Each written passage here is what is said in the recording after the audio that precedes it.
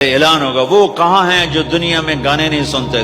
لوگ ہوں گے یا اللہ ہم ہیں، اللہ کہیں گے آؤ بیٹھو، تو اللہ تبارک و تعالی جنت کی حوروں سے کہے گا سناؤ انہیں۔ جب وہ سنیں گے تو اللہ کی طرف سے الہام ہوگا، وہ میوزک سٹاپ ہو جائے گا۔ اللہ فرمائے گا کیسا ہے؟ کہیں گے یا اللہ مذاق۔ اللہ تعالیٰ کہیں گے اس سے اچھا سناؤں؟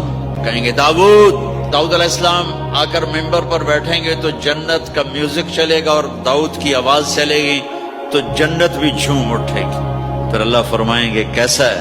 کہیں گے یا میں باری تعالیٰ کمال ہوگی۔ اللہ فرمائیں گے اس سے اچھا سنو؟ کہیں گے اس سے اچھا کیا ہے؟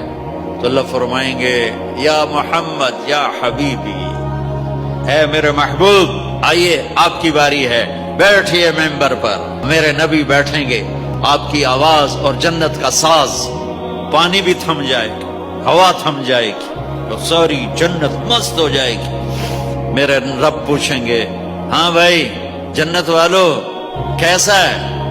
وہ کہیں گے اللہ مزہ آ گیا۔ اللہ کہیں گے اس سے اچھا سناؤں؟ کہیں گے اس سے اچھا بھی ہے، کوئی ہے؟ تو کہیں گے اللہ ہاں اب تمہارے رب کی باری ہے، اب تمہیں اللہ سنائے گا اپنا کیا۔